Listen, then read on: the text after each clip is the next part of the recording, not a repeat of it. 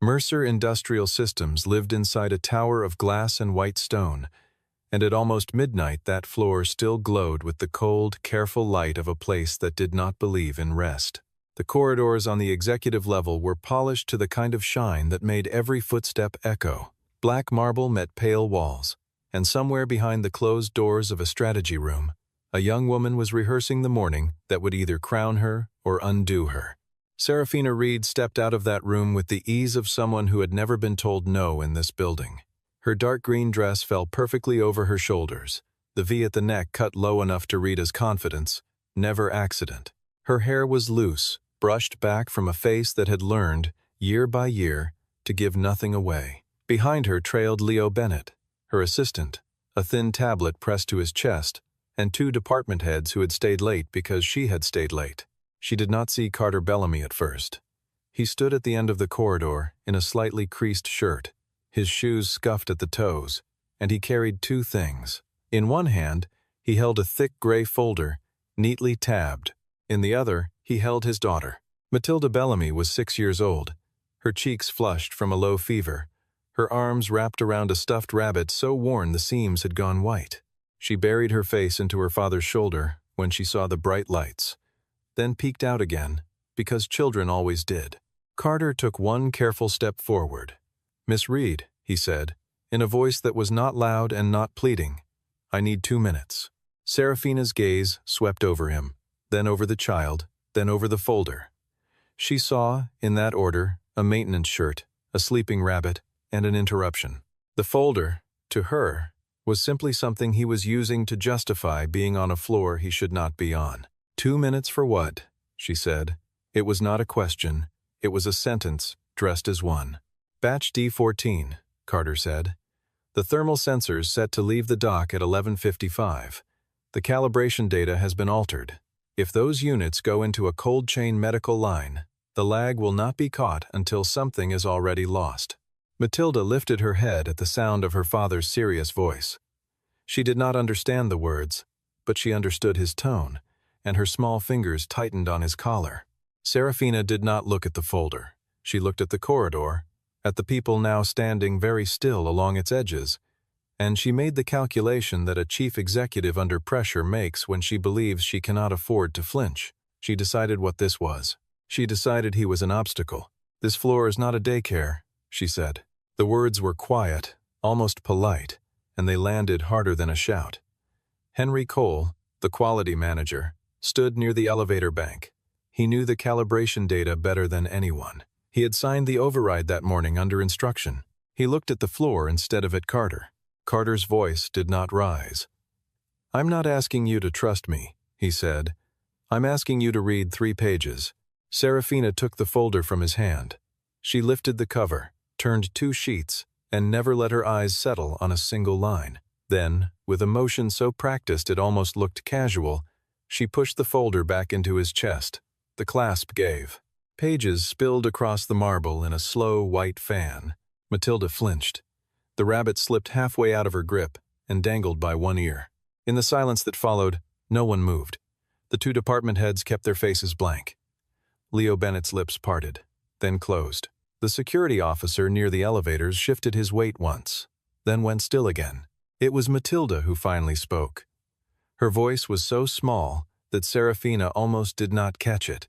"Daddy," the child whispered, "did I make you get in trouble?" Something passed across Serafina's face. It might have been a flicker of recognition. It might have been something closer to memory. Whatever it was, she pressed it down before it could become anything useful, and she straightened her shoulders. "You're done here," she said to Carter. "Hand in your badge. Security will walk you out." Carter did not argue. He did not raise his voice. He set Matilda gently on her feet, kept one hand on her shoulder so she would not feel alone, and unclipped the badge from his belt. He gave it to the officer without looking at him. Then he knelt and gathered the pages from the marble, one at a time, careful to keep them in order. When he stood up, he looked at Serafina, and for the first time his voice carried. "By morning," he said, "you will understand what it costs to look at a person and only see how small they are." He turned the folder upright, lifted his daughter back into his arms, and walked into the elevator. The doors slid shut on the corridor, and on the silence he left behind. 6 hours earlier, before any of that had taken shape, Carter Bellamy had been making grilled cheese in a kitchen the size of a large closet. The apartment sat on the 3rd floor of a brick building 2 stops past the city's edge. It was not a beautiful place, but it was a careful one. A row of crayon drawings climbed the side of the refrigerator, each one signed with a backwards M. A pair of small sneakers sat by the door, laces tucked in to keep them from tripping their owner. On the counter beside the bread, a small white pill organizer held the week's allergy medicine, and a sticky note in his own handwriting reminded him to refill the inhaler before Friday. Carter moved through that kitchen the way he moved through most rooms, quietly, attentively, with the slight watchfulness of someone who had learned that the world could change in a single afternoon. The world had changed for him 3 years earlier, in a hospital corridor that he no longer described out loud. His wife had died of an infection that had been flagged on a chart no one read in time. The lab result had been routed to a folder marked low priority. A nurse's note had been entered after the shift change. A doctor had been carrying 20 cases that night. None of those people had wanted her to die. The system, however, had been built so that none of them had to be the one who saw her in time. After the funeral, after the lawyers, after the long, quiet months of holding Matilda while she asked when Mommy was coming back, Carter had not gone after revenge. He had gone after pattern. He became a risk operations specialist, the kind that companies hired quietly when their boards began to suspect that their dashboards were lying to them. He learned to read logs the way other people read faces. He learned that disasters almost never began with explosions. They began with a single line of data, softened by a single tired person under a single quiet pressure. He had stepped back from that work, mostly, when Matilda turned 4. The travel was impossible. The hours were worse. He took on smaller jobs, contract reviews, late-night audits, anything that let him be at the door when she came home from school.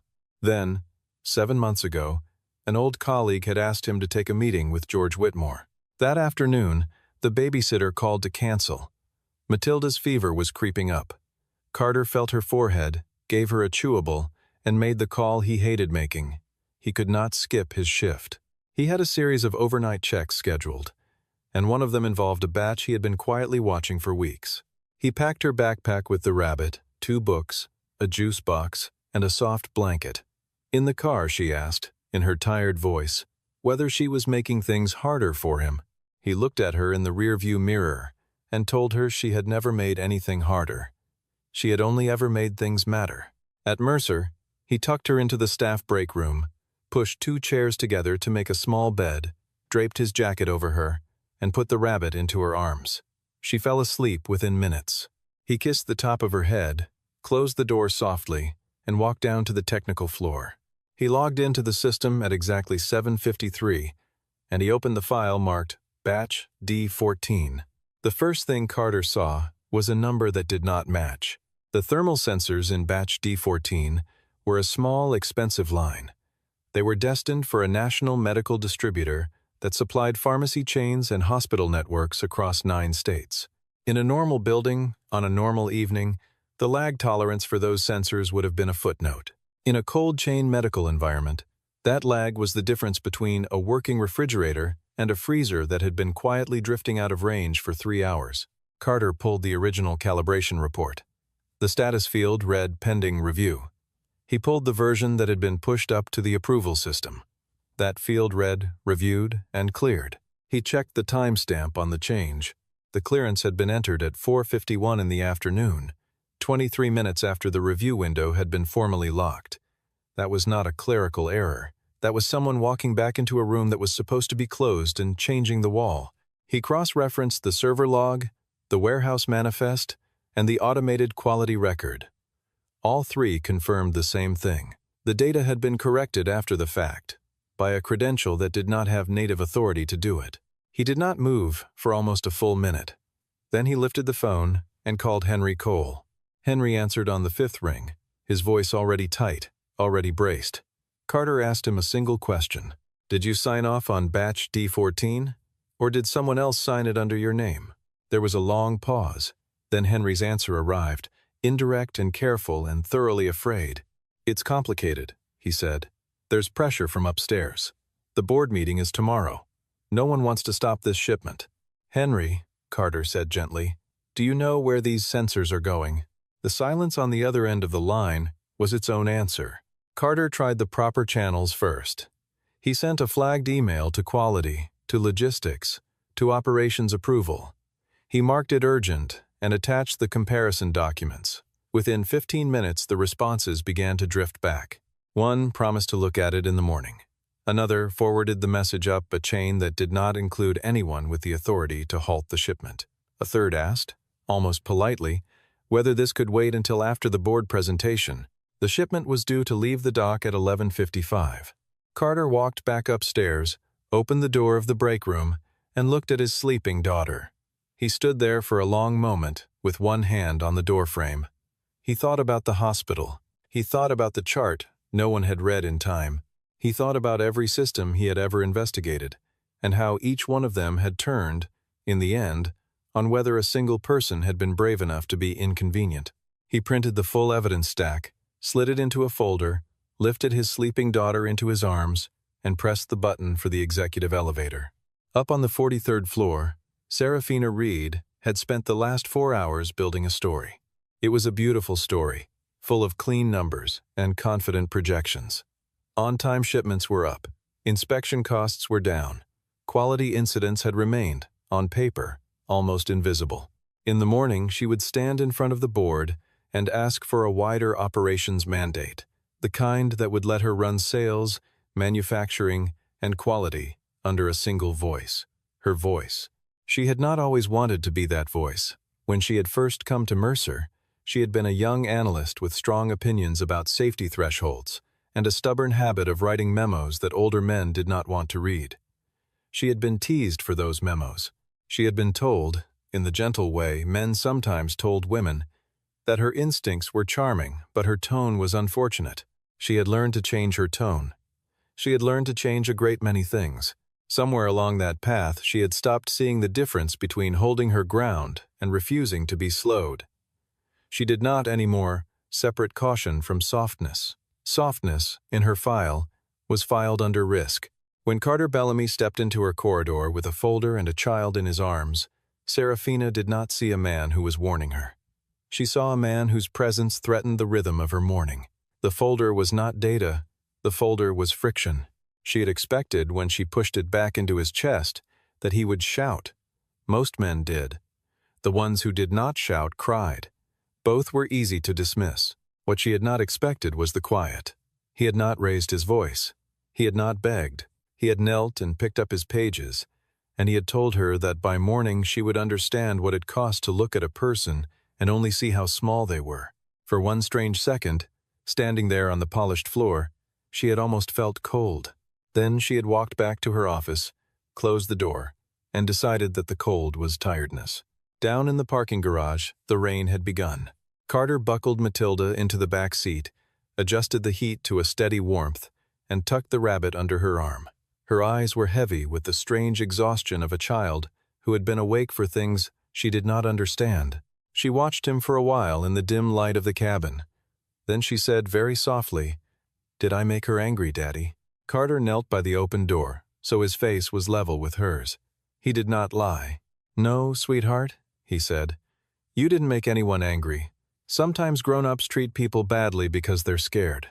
That isn't your fault. It's never your fault when adults behave that way." She thought about that for a moment. Why was she scared? "Because of what I was bringing her," he said. "What were you bringing?" "The truth," he said, and brushed her hair back from her forehead. "Some people are afraid of it. That doesn't mean we stop bringing it." She nodded the way small children nod when they have decided to trust an answer they do not fully understand. Within a few minutes, her breathing had slowed. Carter closed the back door carefully, slid into the front seat, and opened his laptop.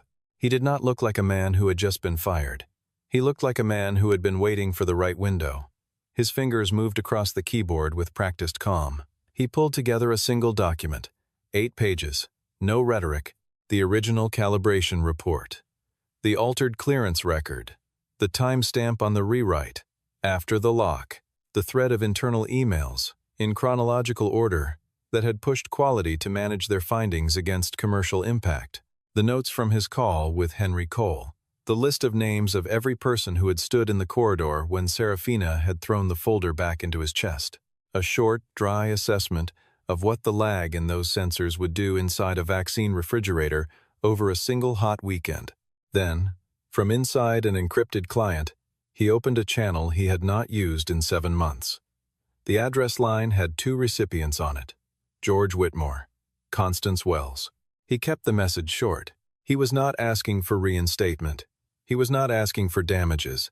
He was not asking for anything personal at all. He was asking the board to halt batch D14 before it left the dock and to open a formal review of the calibration override pattern. The last line of the email was a single sentence. He typed it carefully. "I do not want Mercer to become the kind of company its founders once promised it would never be." He pressed send. The screen blinked and confirmed the delivery. He sat back, closed his eyes, and listened to the rain hit the concrete above the car. In the back seat, his daughter slept with one hand wrapped around the rabbit's foot. Outside, somewhere up in the building above him, a chief executive was pouring herself a glass of wine and believing she had handled it. The penthouse on the 41st floor had a wall of glass that turned the city into a long grid of light. Serafina set her glass down on the marble counter and opened her laptop. The slide deck was still on screen. The numbers still looked beautiful. She read them the way a sculptor reads the line of her own piece, with private satisfaction. A message arrived from Leo Bennett. Was the situation with Carter Bellamy resolved? She typed back 2 words. Handled it. She did not hear the small click of those 2 words landing somewhere they could not be retrieved. At 12:52 in the morning, her calendar pinged with a new entry. Emergency board session. 7:45. Mandatory attendance. She frowned briefly. She assumed it was a pre-alignment meeting before the formal session at 9. She considered, for perhaps 3 seconds, calling George Whitmore to confirm. Then she decided that he would only think she was nervous if she called. She walked to the bathroom mirror and stood there longer than usual. Her own reflection looked back at her, polished and lit and perfectly turned out. For a moment she remembered the analyst she had once been, the one who had filed memos no one wanted to read, who had cared about thresholds and tolerances and the small, ugly truths buried inside good-looking dashboards. She wondered when, exactly, that woman had stopped showing up to work. Then she turned out the light. Across the city, in a quiet study lined with old books, George Whitmore had finished reading Carter's email. He set the printed pages flat on his desk, rested his hands on top of them, and looked at Constance Wells, who had been waiting in the chair across from him. 7:45, he said. We do not wait. The next morning, Serafina arrived at Mercer at exactly 7:20. She wore a charcoal dress, a single strand of pearls, and the kind of composure that had been built over 1,000 mornings. The building, however, did not feel the same. The air did not arrange itself around her the way it usually did. The receptionist on the ground floor looked at her, and then quickly backed down at her screen. A middle manager near the elevator pretended to be reading his phone. By the time she stepped onto the executive floor, the silence had become its own information. She did not yet know what it was telling her. When the elevator doors opened on the 43rd floor, she saw 2 extra security officers near the boardroom. The room itself was already lit. George Whitmore was at the head of the long table. Constance Wells was at his right, a bound stack of documents in front of her. Vivian Reed, the senior independent director, was reading something on a tablet with her glasses low on her nose. Leo Bennett stood near the window, his posture too straight, his jaw a little tight. And Carter Bellamy was in the room. He was wearing a charcoal suit that fit him properly. His shirt was clean. His shoes were polished. He looked, to anyone who had not seen him the night before, like a man who belonged in any boardroom in the country. But it was not the suit that made Serafina pause in the doorway. It was the way he was sitting. He was not anxious. He was not triumphant. He was simply present, the way a person is present when he has been waiting a long time for a conversation to finally begin. "What is he doing here?" Serafina said. George did not answer right away. He motioned to the security officer to close the door. The latch caught with a small, definite sound, and Serafina understood, in the way one understands sudden weather, that this room had not been called to hear her present. It had been called to consider her. George folded his hands on the table. "Last night," he said, "you fired the only person in this company who still put safety above his own career. It is time you understood who Carter Bellamy actually is." Serafina sat down because her body decided to before her mind did. George spoke without theatrics. He explained, in a measured voice, that the board had been receiving signals for almost 6 months. Quality had been losing senior people at a rate that did not match the rest of the building. Anonymous reports had begun to surface, each one careful, each one quiet, each one suggesting that safety findings were being sanded down to fit commercial deadlines. Formal audits, however, kept returning clean results. Too clean. The kind of clean that suggested that someone always knew when the audit was coming. The board could not bring in an outside investigator without alerting the very system that had learned to clean itself. So they had asked for a quieter kind of help. They had asked for someone who could walk into the building from the bottom and watch. Carter, George said, had been that person. He had taken the role of a maintenance contractor with a flexible night shift. He had spent 7 months reading the building the way only a former auditor could read a building. He had eaten in the cafeteria. He had listened to the way people went quiet when certain managers walked past. He had watched what happened when warnings were filed, and what did not happen afterward. He had agreed to the assignment under one condition. If he ever found that the executive layer itself was the problem, he had the right to bypass the chief executive and report directly to the board through an encrypted channel. George had agreed to that condition. 7 months in, Carter had used it. Vivian Reed turned her tablet around so that everyone at the table could see the timestamps, the encrypted email, the original calibration report, the altered clearance entry, the internal email chain, the sensor lag analysis. It was Carter who finally spoke. His voice was calm and entirely without satisfaction. "I did not send that email to remove you," he said to Serafina. "I sent it because you chose to silence the warning instead of read it." Constance Wells slid the bound stack of documents into the center of the table and began. She spoke the way good lawyers spoke when they did not need to perform. She moved through the technical evidence first. 2 versions of the batch D14 file appeared on the screen, side by side. The first read, "Pending review." The second read, "Reviewed and cleared." The clearance had been entered after the review window had been formally locked. There was no procedural path through which that change could have been an honest error. She then moved to the response curves. "The sensors in batch D14, she said, fell within tolerance for general industrial use. They did not fall within tolerance for the medical cold chain application listed on the shipping manifest. In a high-volume vaccine refrigerator over a single warm weekend, the lag would be enough to allow a temperature excursion to go undetected long enough to compromise the load." Then she opened the email file. The messages did not say "sand the data." They never did. They said, instead, "Do not let delays distort the operational picture." They said, "Evaluate findings against commercial impact." They said any lag in clearance will be reviewed at the manager level. 11 days of careful, deniable language, layered over a quality team that had been losing senior people for almost a year. Then Constance opened the audio file. It was a brief internal call recording, captured on a system the company itself maintained for compliance purposes. Serafina's voice came through the speaker clearly, calm, controlled, almost tired. "Do not let the truth ruin a clean quarter." Leo Bennett was asked to confirm the voice. He looked at Serafina once. He looked at the table. Then he confirmed quietly that it was hers. Henry Cole's testimony came next, by phone. He admitted that quality had flagged calibration issues on more than one occasion and had been asked, each time, to revise their conclusions until the language fit the schedule. He said he had not gone to the board because he had not believed his voice would be heard against hers. He said he had been afraid of losing his job. He said, with audible shame, that he had children too. Serafina tried to defend herself. She pointed out, accurately, that she had never personally entered the altered clearance. She had only pushed for delivery. She had never told anyone to falsify. She had only set targets. She said Carter had bypassed procedure. She said his decision to bring his daughter onto the executive floor had emotionalized a routine operational dispute. The room cooled around that last sentence.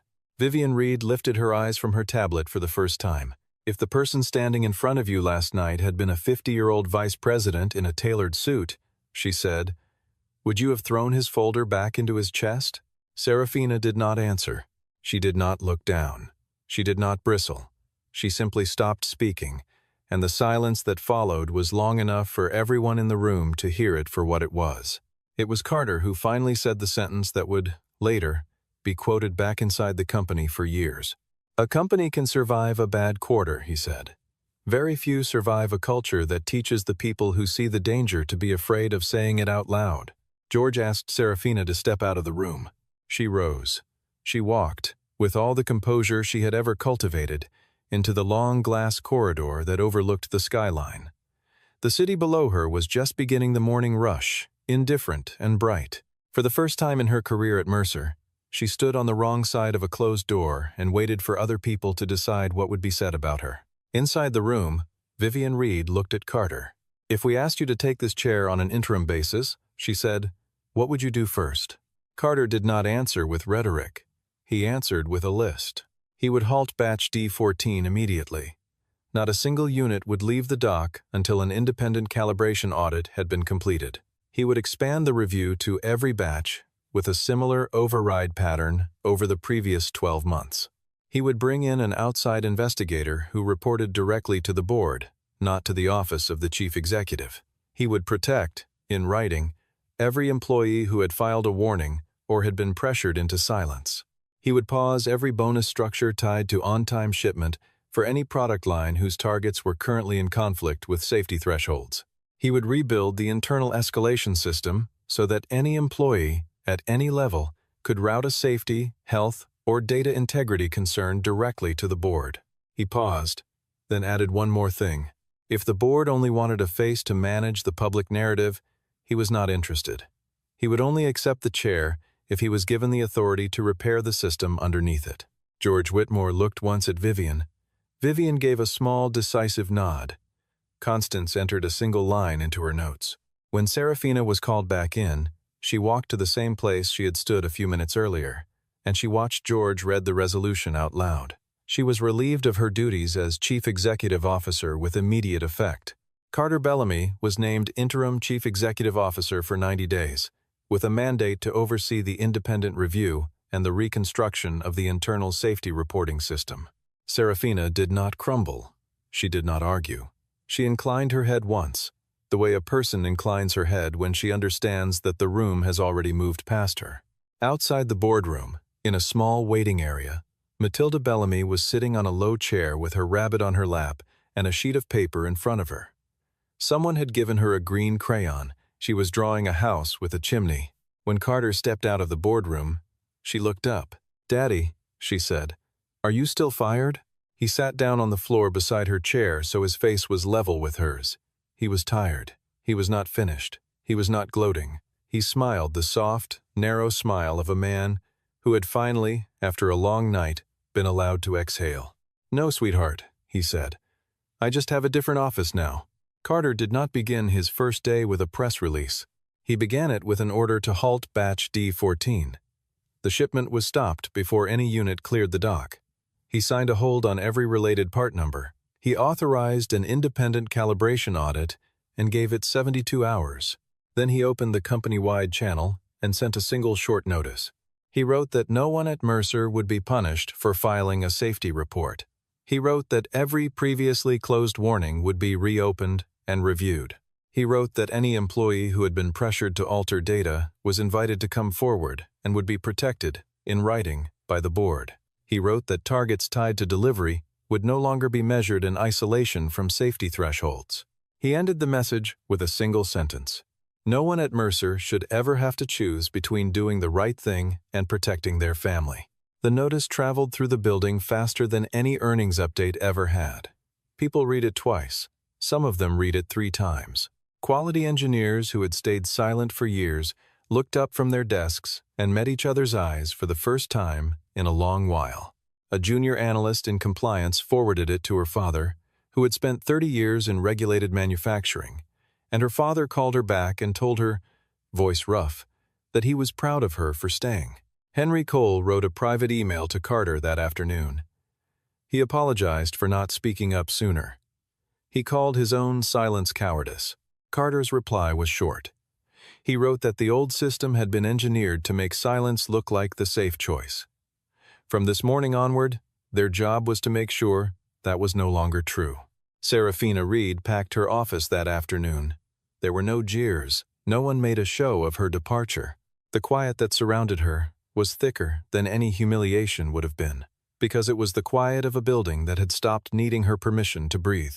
She set her pearls and her access card in a small box. She left the framed magazine cover on the wall. She did not look at it.